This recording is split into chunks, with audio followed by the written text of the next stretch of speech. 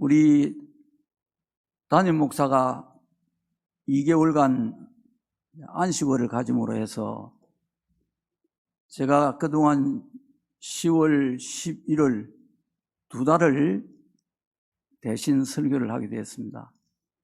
오늘 11월 마지막 주일로 이제 이 설교를 마지막으로 주일을 섬기게 되어서 그동안까지 참 이 연약한 종을 붙잡아 주신 하나님 은혜가 너무 감사합니다.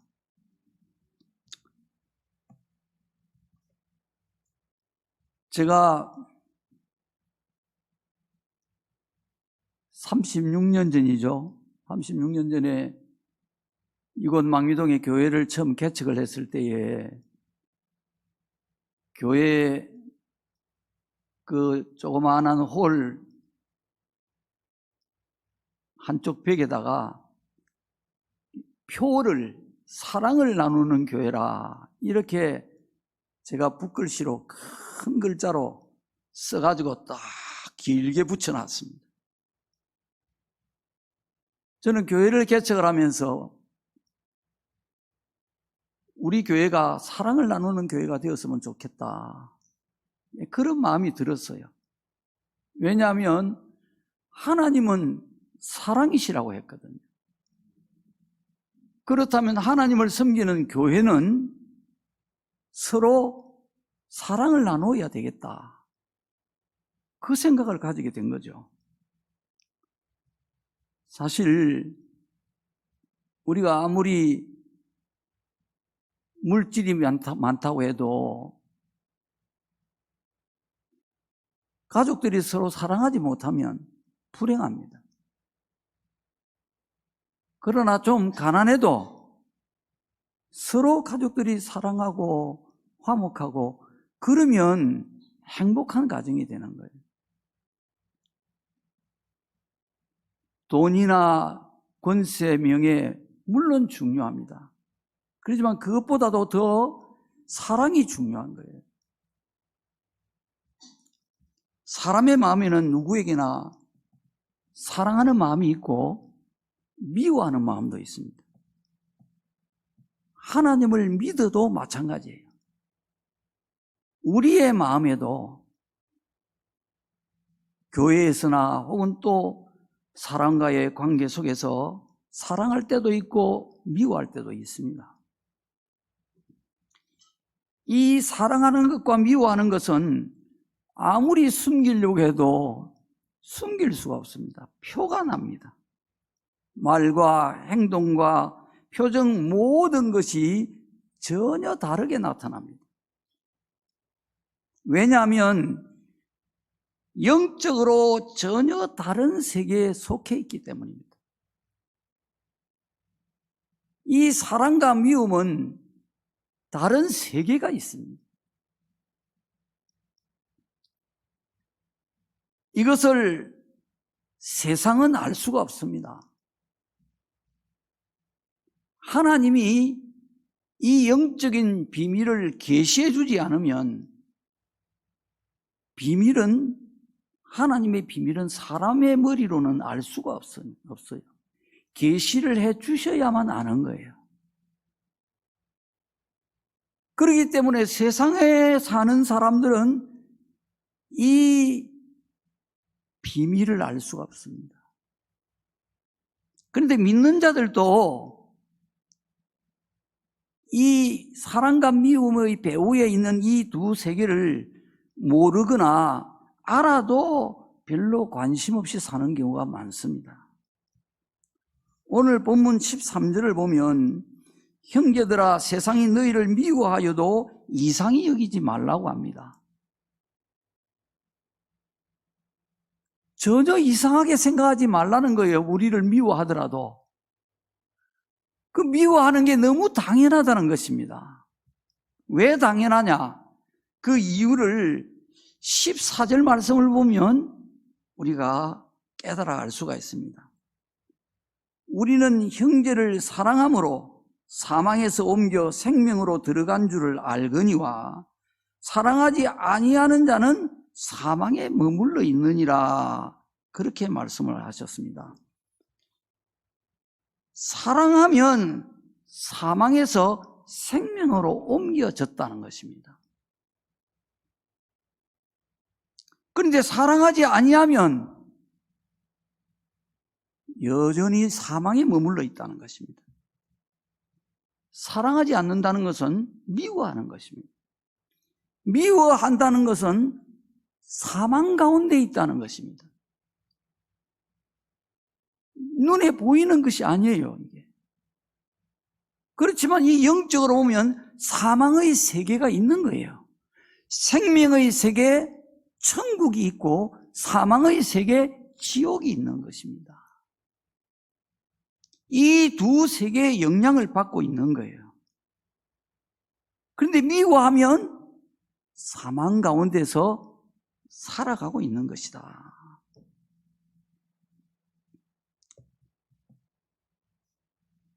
왜냐하면 이 미움이 왜 사망에 있느냐면 미움은 죄에서 나오는 거예요. 미움은 마귀에게서 나오는 것입니다. 미움은 바로 지옥에서 나오는 성품이에요. 천국에 가면 미움이라는 것이 전혀 없습니다. 사랑밖에 없어요. 이 세상에 미움이 있는 것은 지옥의 영향을 받고 있기 때문입니다. 마귀의 영향을 받고 있기 때문입니다.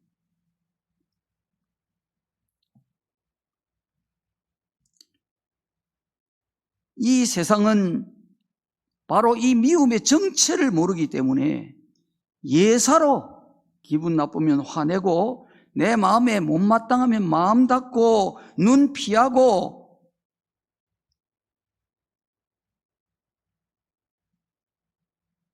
서미워합니다. 이게 그냥 보통 사람들이 사는 거예요. 사망 속에서 살고 있는 것입니다. 그렇기 때문에 우리 성도들은 그냥 살면 안 돼요. 그냥 사라지는 대로 살면 안 되는 거예요. 미워하면 안 되는 것입니다. 하나님을 믿어도 미워하면 아직 사망에 머물러 있다는 것입니다. 그래서 미워하면 안 되는 거예요. 15절에 보면 미워하면 안 되는 놀라운 말씀이 있어요. 그 형제를 미워하는 자마다 살인하는 자니 살인하는 자마다 영생이 그 속에 거하지 아니하는 것을 너희가 아는 바라. 여러분, 정말 우리가 이 사실을 어떻게 알겠습니까? 사람을 죽여야 살인인 줄 아는데 하나님은 그렇게 보지 않아요. 형제를 미워하는 자마다 살인하는 자라는 것입니다. 내가 무슨 죄가 있냐? 난 저 사람 봐, 저 법 없이도 살 사람 아니냐? 이렇게 얘기할 수 있지만 하나님의 법정 앞에 딱 서면요 전혀 다른 것입니다. 우리가 사람을 수없이 살인을 했을 수가 있는 거예요. 너는 많은 사람을 살인했느니라 하나님이 이렇게 심판하시면 우린 깜짝 놀라는 거예요. 아니요, 하나님, 난 전혀 사람을 폭행한 적도 없습니다. 살인하다니요. 이렇게 항변할 것이라 말이죠. 어림없습니다, 여러분. 하나님의 정의가 기준입니다. 하나님은 의로운 분이라고 했어요. 하나님의 의가 모든 세상 만물의 기준이 되어야 됩니다. 왜냐? 하나님이 이 세상 만물을 하나님의 법으로, 하나님의 의로, 하나님의 선으로 창조를 하셨기 때문입니다. 하나님이 보시기에는 미워하는 것은 바로 살인하는 것이다. 이 말씀을 우리가 충격적으로 받아야 됩니다. 우리는 모르는 사이에 많은 사람들을 살인했을 수가 있단 말이죠. 영생이 그 속에 없다는 것입니다. 하나님을 믿는데도 우리가 남을 미워하고 있으면 영생이 그 속에 없다. 무슨 말입니까? 지금 지옥에 떨어지진 않았지만 지옥 문 앞에서 서성거리고 있는 거예요. 지금 영생이 없어요. 구원이 없다 말입니다. 천국에 들어갈 수가 그 상태로는 없다는 것입니다.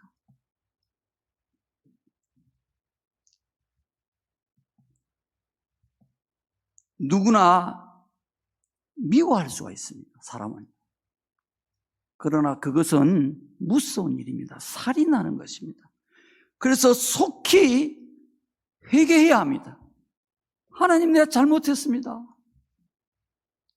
내가 저 사람을 내가 지금 미워하고 있습니다. 하나님, 미운 마음이 들어왔습니다. 하나님, 나 저 사람을 살인할 수 없습니다. 그래서는 안 됩니다. 하나님, 용서해 주십시오. 이렇게 하나님 앞에 진실한 마음으로 회개해야 됩니다. 회개하지 않으면 그 상태에서 죽으면 바로 지옥으로 들어갑니다, 여러분. 참 어찌 생각하면 굉장히 불안하고, 그죠? 어찌 생각하면 그럴 수 있나, 아무리 그렇지만 그런 생각도 듭니다. 근데 예수님이 이렇게 진리를 가르쳐 주셨습니다. 마태복음 7장 21절부터 23절에 보면, 나더러 주여 주여 하는 자마다 다 천국에 들어갈 것이 아니요 다만 하늘에 계신 내 아버지의 뜻대로 행하는 자라야 들어가리라. 우리가 주님의 이름을 부르고 주님께 나와서 예배를 드리고 주님을 섬기고 그런다고 해서 다 천국 들어가는 거 아니라는 것입니다. 교회가 천국을 보장하는 것이 아닙니다.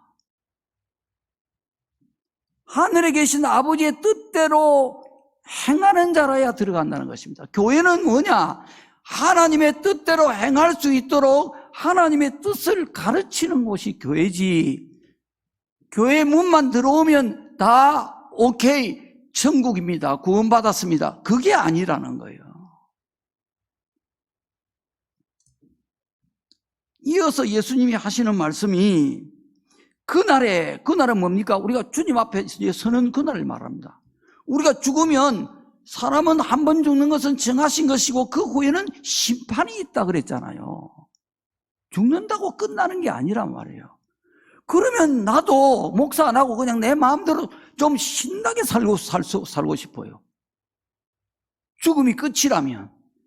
그렇지 않습니다. 죽음 뒤에는요, 반드시 인간에게는 심판이 있습니다. 짐승은 죽으면 그 혼이 땅으로 내려가고 사람은 죽으면 그 혼이 위로 올라가느니라. 하나님이 성경에 그렇게 말씀했습니다. 죽음 뒤의 세계를 인간이 어찌 알겠습니까? 그러니까 그냥 뭐 죽으면 그만이지 뭐 이런 말 마음대로 합니다. 그러나 살아있는 동안에는 내 의지를 가지고 내 마음대로 선택할 수 있어도 죽은 뒤에는 선택권이 전혀 없습니다. 하나님이 모든 것을 심판하고 결정하는 거예요. 심판밖에 남는 게 없어요. 천국 갈 자 천국 가고 지옥 갈 자 지옥 가고, 천국에서 상 받을 자 상 받고, 많이 받을 자 많이 받고, 적게 받을 자 적게 받고, 그것밖에 없는 거예요. 하나님이 다 심판하시고 정의로 하나님이 각 사람이 행한 대로 다 베푸시는 거예요. 행한 대로 받게 하시는 거예요. 그날에 하나님 앞에 가는 그날, 딱 서는 그날, 이런 세계가 있었나? 많이 놀라겠죠. 수없이 많은 사람들이 놀라겠죠. 근데 그날이 분명히 온단 말이에요. 그날에 많은 사람이 나더러, 많은 사람입니다. 적은 사람이 아니고요, 많은 사람이 나더러 이르되 주여 주여 우리가 주의 이름으로 선지자 노릇하며 주의 이름으로 귀신을 쫓아내며 주의 이름으로 많은 권능을 행하지 아니하였나이까 하리니, 그때에 내가 그들에게 밝히 말하되 내가 너희를 도무지 알지 못하노니 불법을 행하는 자들아 내게서 떠나라 하리라. 이렇게 주님이 말씀을 하신 거예요. 이 말씀의 요지는 뭐냐면 우리가 하나님 믿고도 지옥 가는 그런 일이 없도록 주님이 미리 자세하게 천국 가는 길을 이 길로 가야 된다 하고 가르쳐 주셨단 말이에요. 여러분, 우리가 눈 감고 가면 설 찾아갈 수 있겠습니까? 못 가잖아요. 눈 똑바로 잘 뜨고 뭐 지도 보고 주소 보고 요즘은 내비게이션 가지고 이래야 이제 서울 간단 말이에요. 그 목표를. 그것처럼 천국 그냥 아무데나 그냥 자기 가고 싶은 대로 내가 가고 싶다고 가는 게 아니라 길이 있단 말이에요. 천국 가는 길이.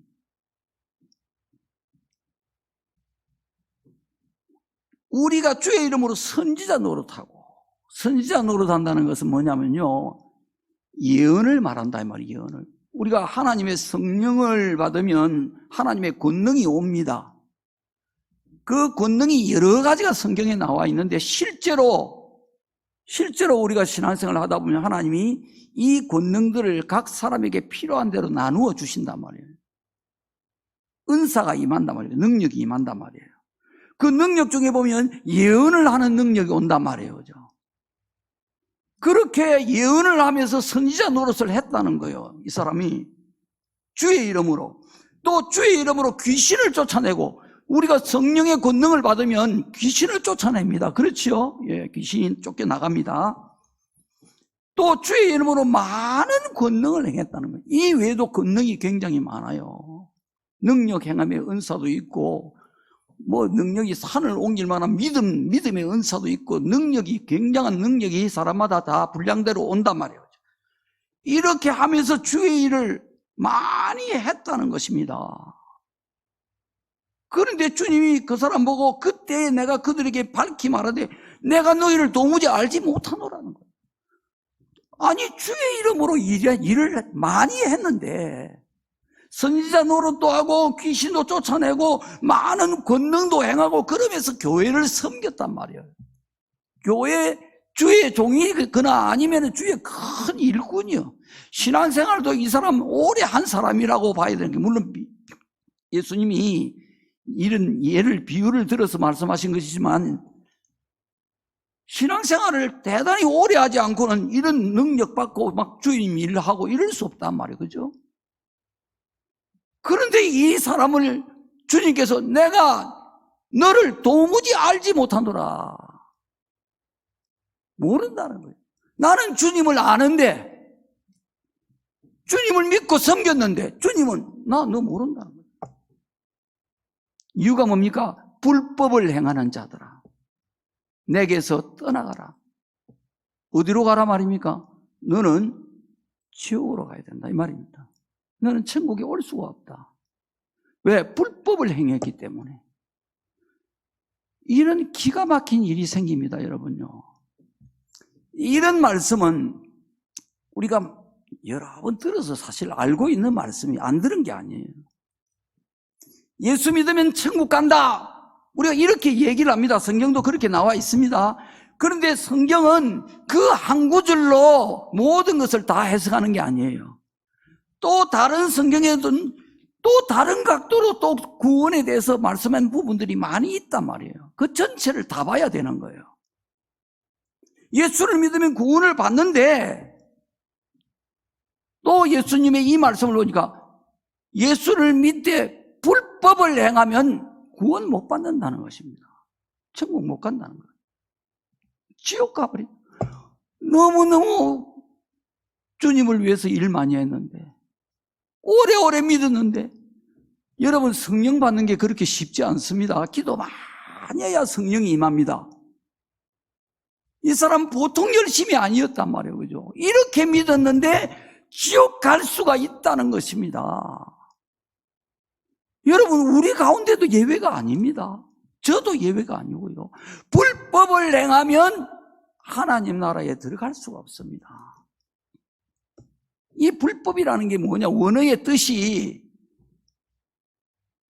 법을 어겼다는 것입니다. 법을 지키지 않는 것을 불법이라고 부르는 거예요. 하나님의 율법, 하나님의 계명을 지키지 않는 것을 불법이라는 거예요. 그 불법을 행했다. 너는 불법을 행했다. 하나님의 계명을 안 지켰다. 하나님의 율법을 너는 지키지 않았다. 교회는 다녔지만, 열심히 다녔지만, 주의 일을 많이 했지만 하나님의 율법을 지키지 않았다. 계명을 지키지 않았다. 자, 믿고도 지옥 가는 이 원인이 불법을 행하면 지옥 간다. 이 불법이 그러면 구체적으로 좀 우리가 알기 쉽게 뭐냐 말이야. 어떻게 하는 게 불법이냐. 이거 우리가 알아야 되지 않겠어요? 신앙생활 하면서 우리가 어떻게 하면 이게 불법이 되는지 이거 모르고 신앙생활 하면 잘못하면 우리가 믿고도 지옥 갈 수 있단 말이에요. 불법을 알기 쉽게 설명하면 이렇습니다.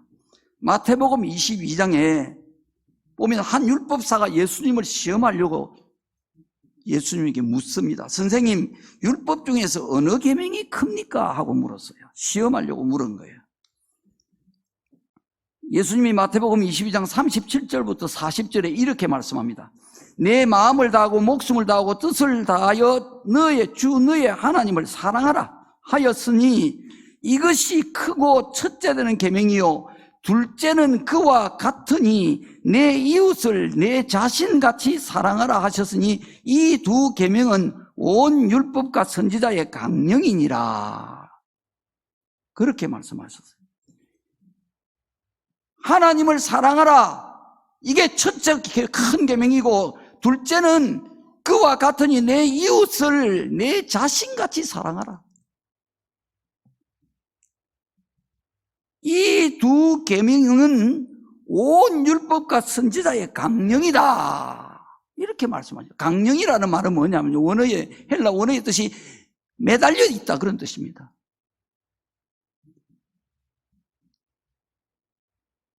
온 율법, 성경에 있는 모든 율법과 선지자의 모든 말이 이 두 계명에 다 매달려 있다는 겁니다.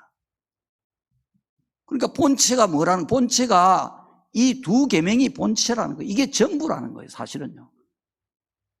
하나님을 사랑하고 이웃을 사랑하라는 이것이 계명의 전부라는 거예요. 여기서 다 다른 계명들이 여기서 다 주렁주렁 다 달려 있다는 것입니다.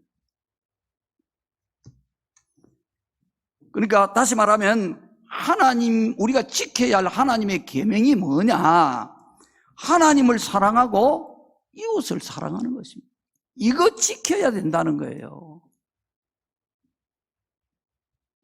여러분, 그냥 다니면 안 됩니다.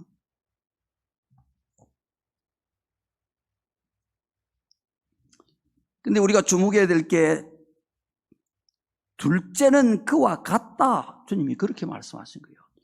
하나님 사랑하라 한 게 이게 크고 첫째 되는 계명인데 이 둘째 계명, 내 이웃을 사랑하라는 이 계명이 첫째 계명과 같다는 것입니다.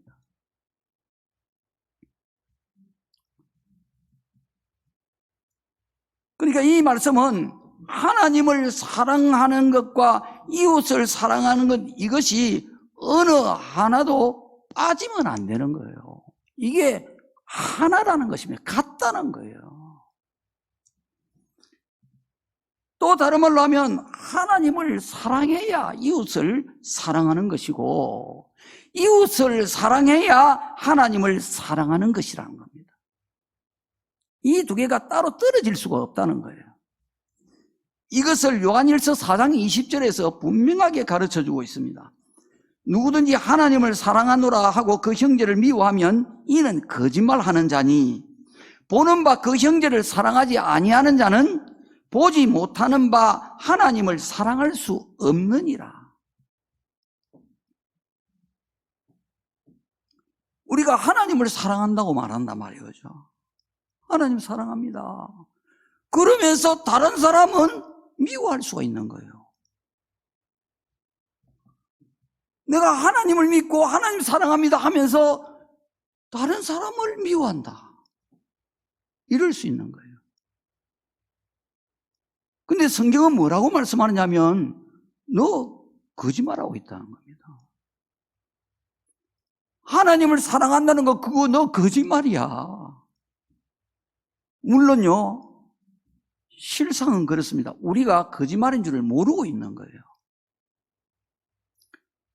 내가 다른 사람을 미워해도 난 하나님은 사랑한다고 생각하고 있는 거예요. 그래서 열심히 교회 다니는 거예요. 봉사도 열심히 하는 거예요. 미워하면서, 누군가를 미워하면서 신앙생활을 여전히 기도도 하고 예배도 잘 드리고 열심히 하고 있는 거예요. 하나님을 사랑한다고 믿고 있는 거예요. 생각하고 있는 거예요. 그게 거짓말이라는 거예요. 너가 지금 진리를 몰라서 내가 내 자신에게 쏟고 있다는 것입니다. 하나님께서. 그건 말이 안 된다는 거예요. 그 이유가 뭐냐? 눈에 보이는 형제를 사랑하지 아니하는 자는 보이지 않는 눈으로 볼 수 없는 하나님을 사랑할 수가 없느니라. 눈에 보이는 사람도 사랑하지 못하면서 보이지 않는 하나님을 사랑한다. 그건 인간의 이 지능, 지식, 가지고 있는 인성, 이 모든 것이 그럴 수가 없다는 거예요. 보이는 것도 사랑 못하면서 보이지 않는 하나님을 사랑할 수가 없다는 거예요.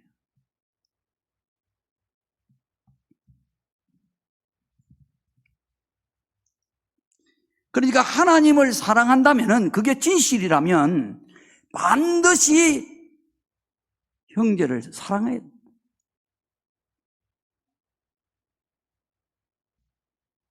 정말 사랑한다면 하나님을, 형제를 절대로 미워할 수가 없다는 거예요. 미워하는 마음이 들어올 수 있습니다. 바로 내쳐야 되는 거예요. 바로 하나님을 사랑한다면 이거 이러면 안 돼, 바로 내쳐야 된다는 거예요. 여전히 미워하는 마음을 품고 산다는 것은 하나님 사랑하지 않는다는 거예요. 하나님은 그렇게 판단하시는 거예요. 형제를, 성도를, 다른 사람을 사랑해야 그것이 진짜 하나님을 사랑하는 것이다, 그 말입니다. 자, 많은 사람들이 성령의 권능을 받아가지고 주님을 위해서 일도 많이 하고, 그런데도 불법을 행함으로 지옥의 버림을 받았단 말이에요. 그죠? 그 불법은 바로 뭐냐?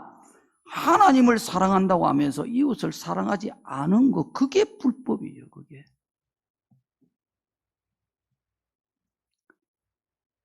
이웃을 사랑하지 않는 것은 하나님을 사랑하지 않는다고 말씀하는 거예요. 그러니까 이웃을 사랑하지 않는다는 것은 하나님을 사랑하지 않는, 이 말하자면 이 두 계명을 다 지키지 않는 거예요. 나는 하나는 지킨 줄 알고 있는데, 하나님 사랑하는 거 이거는 지킨 줄 알고 있는데, 이웃을, 성도를, 다른 사람을 사랑하지 않으면 하나님도 사랑하지 않는 것, 이 두 개가 다 깨진다는 거예요. 다 지키지 않는다는 거예요. 율법을 지키지 않는 게 뭐라 그랬죠? 불법이란 말이에요. 그죠?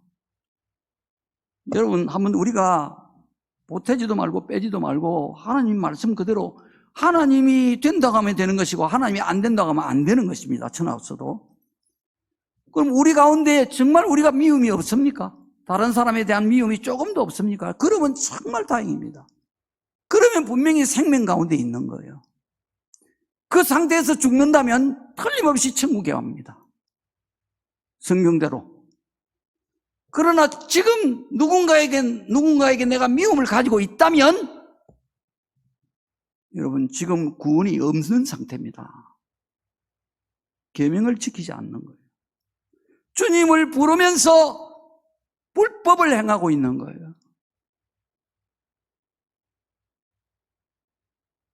죽음이 오기 전에, 그죠? 죽음이 문 밖에 다가오기 전에 빨리 우리는 회개해야 되는 거예요. 죽음은, 미움은 사망입니다. 내가 사망을 끌어안고 살면 안 된단 말이에요. 그죠? 숨 떨어지는 순간 바로 그 사망에 내가 빠지는 거예요. 지옥에 빠진다 이 말이에요. 그죠? 이걸 우리가 심각하게 생각해야 되는 겁니다. 타성으로 여기면 안 됩니다. 그냥 왔다 갔다 그냥 예배드리고, 이 신앙이 이렇게 형식이 습관화되어져서 이렇게 신앙생활하면 큰일 난단 말이에요. 그죠? 우리가 암이 있는 것을 발견했으면 그 암 도려내든지 뭐 치료를 해야 될 거 아닙니까? 그냥 안고 살 사람이 누가 있겠어요? 미워하는 것은 바로 사망입니다, 여러분. 지옥입니다. 회개하지 않으면 안 됩니다. 다른 길이 없습니다.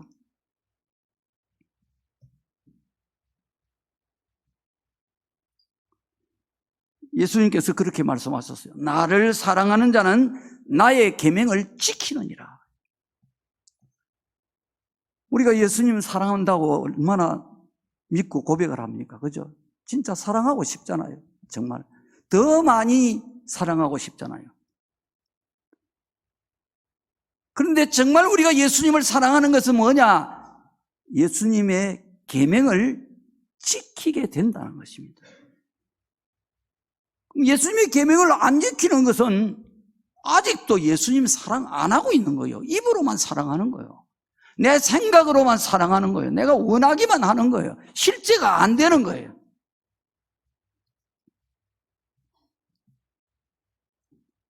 예수님의 계명이 뭡니까? 그러면요, 요한복음 13장 34절에 보면 예수님이 이렇게 말씀을 하십니다. 새 계명을 너희에게 주노니 서로 사랑하라. 내가 너희를 사랑한 것 같이 너희도 서로 사랑하라. 이게 예수님이 주신 새 계명이에요. 구약시대에 계명이 많이 있었어요.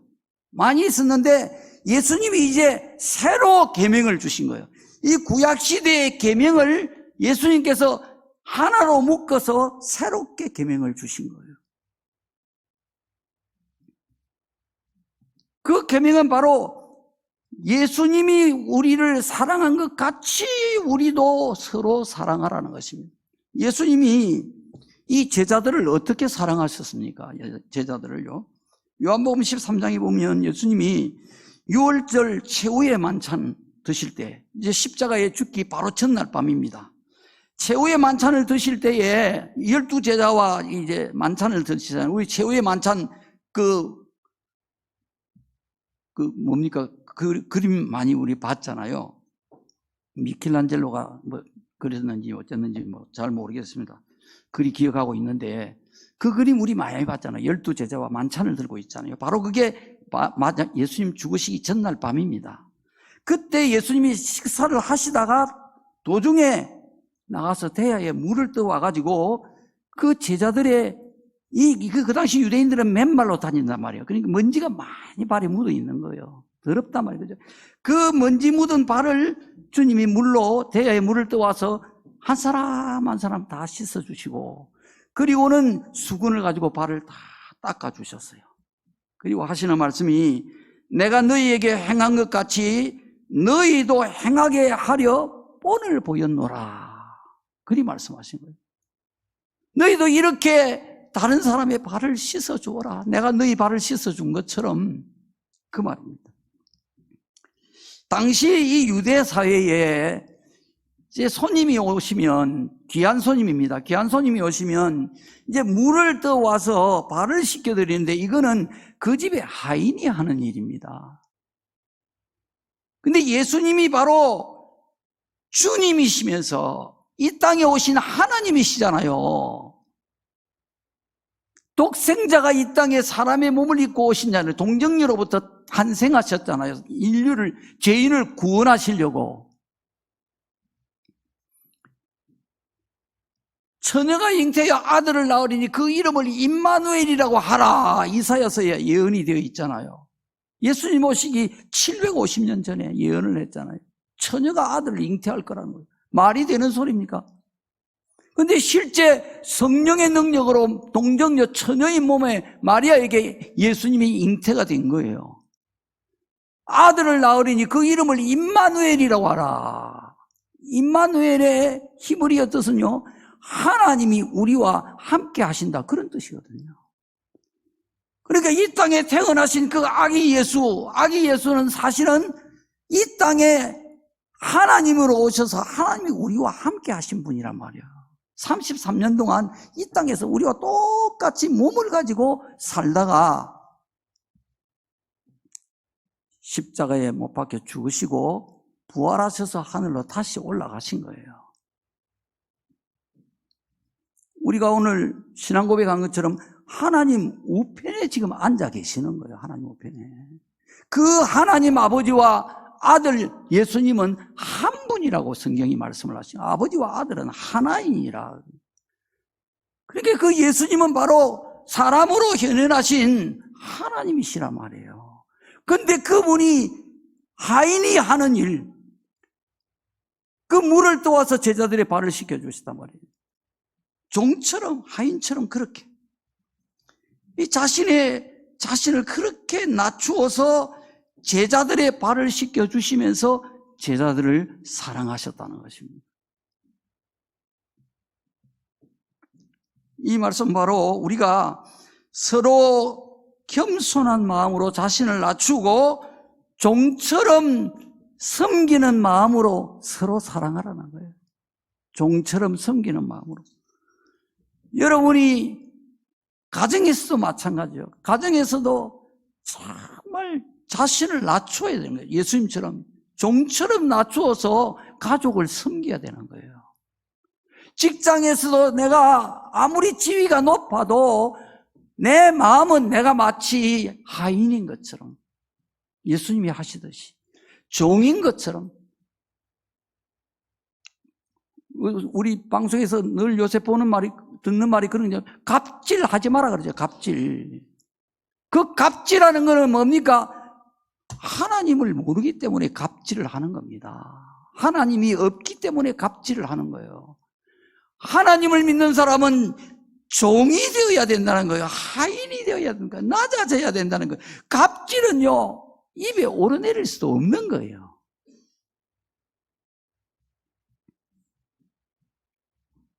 우리가 직장에서 그렇게 만약에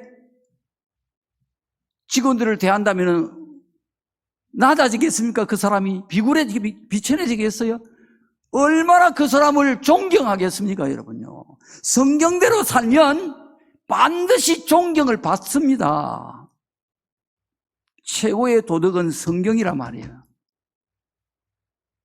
하나님이 도덕이에요. 하나님이 도덕이.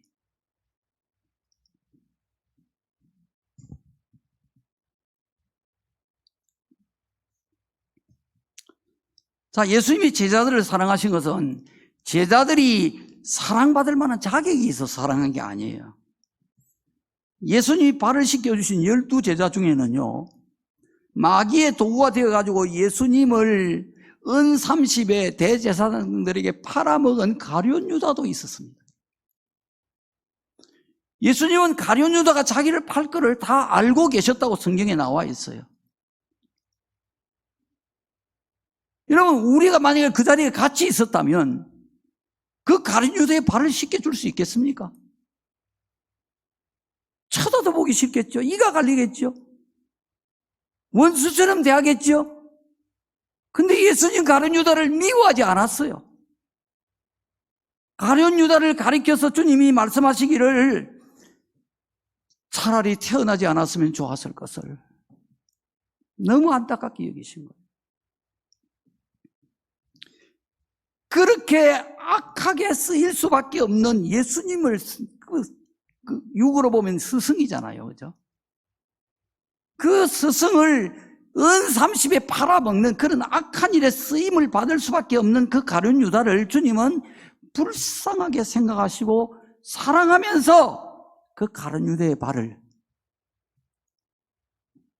똑같이 씻어준 거예요. 자기 죽일 자를 갖다. 그게 주님이 사랑하신 거예요, 제자들을. 가룟 유다만이 아니고 다른 제자들도 사랑받기에는 틀린 자들이었습니다. 마가복음 14장에 보면 예수님이 자신이 붙잡혀서 고난을 받을 때에 제자들이 자기를 다 버리고 도망갈 것을 주님이 미리 아시고 제자들에게 말씀을 하셨어요. 너희가 다 나를 버리고 나를 다 버릴 것이다. 말씀을 미리 다 해주셨어요. 그 중에서 베드로는요, 예수님을 그날 밤에 닭이 2번 울기 전에 3번을 부인할 것이라고 베드로에게 예수님이 미리 말씀을 해주신 거예요. 다 알고 계신 거예요. 근데 실제 예수님 말씀하신 그대로 이 제자들이 예수님이 십자가의 고난을 받으실 때 다 도망가 버렸고, 베드로는 3번을 닭 울기 전에, 닭 2번 울기 전에 부인을 하는데, 한 번은 저주를 하면서까지 부인을 했단 말이에요. 이런 이 제자들, 이게 제자의 자격이 여러분이 있습니까? 배은망덕하고, 그죠? 비겁하고 정말 못난 자들 아닙니까? 그런데도 예수님이 그들을 사랑하셨다는 것입니다. 우리가 예수님처럼 좀 그 사랑하는 흉내라도 내려면 어떻게 해야 되겠습니까? 예수님이 내가 너희를 사랑하는 것 같이 그렇게 너희도 서로 사랑하라고 했는데, 그 조금이라도 좀 본을 받으려면 어떻게 해야 되겠습니까? 나를 실망하게 하는 자, 나를 괴롭게 하고 힘들게 하는 자, 내게 고통을 주고 상처를 주는 자, 나를 해롭게 하는 자, 그 사람까지도 사랑하라고 주님은 말씀하시는 거예요. 내 원수를 사랑하라 그러시죠, 주님께서. 원수까지도 사랑하라는 것입니다.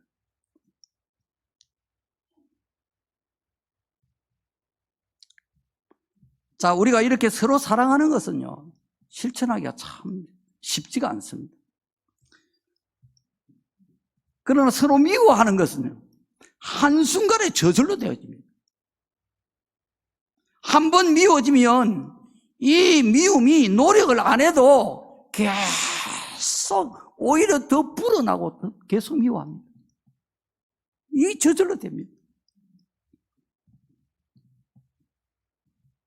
이 미움을 여러분 그냥 단순히 사람의 감정이라고 생각하면 안 되는 거예요. 미움은 마귀가 주는 사망의 마음이요 지옥의 마음인 것입니다. 그 마음에서 벗어나기 위해서 우리는 기도하고 싸워야 되는 거예요. 다른 사람과 싸우는 게 아니에요. 내 안에 있는 내 마음과 싸워야 되는 거예요. 그 미워하는 마음, 그거 벗어버리기 위해서. 우리가 개척하고 이제 성전 건축할 때 성전 건축이 중단이 돼가지고 고생을 많이 했잖아요. 성도들도 지치고 나도 지치고 3년이나 끌었으니까 공사를 못하고. 그럴 때에 한 집사 부부가 말이에요, 시험이 든 거예요. 이제 자세한 말은 안 하겠습니다. 시험이 들었는데 온 성도들이 다 고통을 받는 거예요. 그 부부로 인해 가지고. 이제 그걸 지켜보는 이 목회자는 얼마나 괴롭습니까? 그런데다가 나중에는요, 이제 저를 모함을 하는 거예요. 모함을, 없는 말을 막 지어내가지고 내가 어떻게 하게 했다, 이런 말을 지어내가지고 자기 옛날에 다니던 교인들한테까지 막 이 말을 퍼뜨리는 거예요. 자기를 정당화하기 위해서. 자기가 부끄러운 짓을 했으니까. 이 말이 돌아서 내한테로 들어오는 거예요. 다른 교인들이. 아, 목사님 이런 말이 들리는데 그거 사실입니까? 이런단 말이에요. 내가 욕을 얻어먹고 정말 내가 부끄러워지고 하는 그거로 끝난다면 내가 참을 수 있죠. 근데 주의 종이 부끄러워지면요, 교회가 부끄러워지거든요.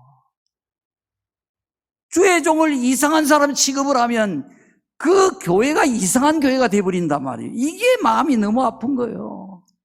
그래서 한동안은 막 참고 인내하고 막 이해하려고 애를 많이 쓰고 이랬는데, 점점 막 나중에 이제 시간이 지나니까 막 그런 말이 바깥에서 막 들리고 이러니까 막 안에서 미운 마음이 막 이제 올라오는 거예요. 그래서 찬양대, 조그마한 찬양대였는데 딱 찬양대 두 부부가 앉아가지고 앞에서 예배를 드리는데 말이요, 막 설교를 할 수가 없어요. 막 얼굴이 막 이래 막 성이 나가지고 막 예배를 드리고 있는, 씩씩거리면서 예배를 드리니까 교인들이요, 그 모습을 보고 막 은혜가 안 되는 거예요. 은혜가 안 되는 거예요. 막 교인들 모습을 보니까 내가 저절로 또 보잖아요. 이거 설교를 못하겠어. 막 미워지는 거예요. 근데 이게 점점 하루 가고 이틀 가고 이리 되니까요, 나중에는 이제 내가 이제 진짜 괴로워지는 게 큰일 난 거예요.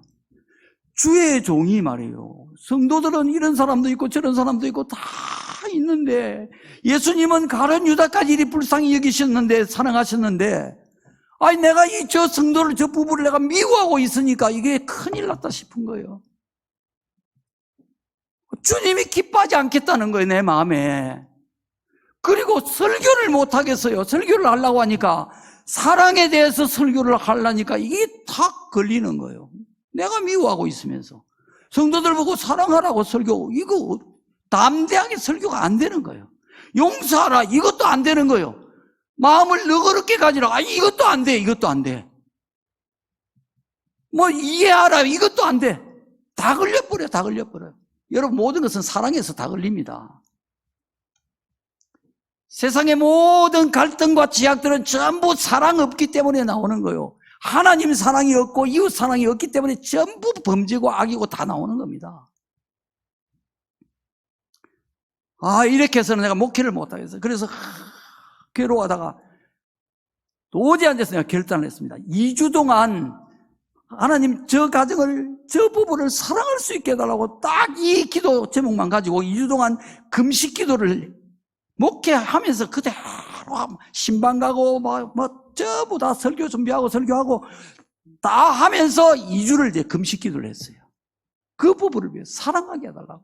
사랑이 안 되는데 어떡합니까? 미움이 자꾸 올라오는데요. 2주 동안 이제 막 금식 기도를 하는데 열흘 정도 딱 되니까요, 그 미웠던 마음이 말이에요, 온데간데 없이 싹 안개가 거치듯이 사라져버려요. 전에도 내가 여러분 말씀드린 바가 있는데, 내 마음이 말이에요, 구름 한 점 없는 저 파란 하늘처럼 맑아지는 거예요. 깨끗하게 되는 거예요. 마치 내가 천사가 된 마음 같은 그런 느낌이 오는 거예요. 내가 죄송하지만은 거짓이 아니고 교만도 아니고 정말 천사 같은 그런 마음이 내 안에 오는 거예요. 끄리낌이라고 하는 것이 손톱만큼 넘는 거예요. 여러분, 끄리낌이 있는 것은 내 안에 죄가 있는 거예요. 뭔가가 걸려 있는 거예요. 끄리낌이 있다는 거예요. 마음이 그냥 아무것도 걸리는 게 없어요. 그리고 깃털처럼 막 마음이 경쾌하게 가벼운 거예요. 너무너무 마음이 가벼워. 정말 날아갈 것 같더라고요. 근데 그날 밤에 하나님이 꿈을 딱 주시는 거예요. 승리하는 꿈을 딱 주시더라고요. 그래서 이제 됐다. 그 다음날이 토요일이었는데 금식 중에 말이에요, 찾아갔습니다. 찾아가가지고 내가 무릎을 꿇었어요. 꿇고 정말 미안하다. 그동안 마음이 불편한 거 다 내 잘못이다. 내가 부족해서 그렇다. 나를 용서해달라. 나를 이해해달라. 막 그리 빌었어요. 진심으로 빌었어요.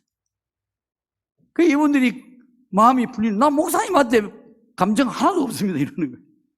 교인들한테 자기가 감정이 있대. 교인들이 막 자기들 보고 막 막 흘기고 씩씩거리고, 기도해도 막 아멘 소리 하나도 안 하고, 그러니까 막 맹맹해지 뿌리니까 뭐 기도하고는 막 벌개가 들어가는 거예요.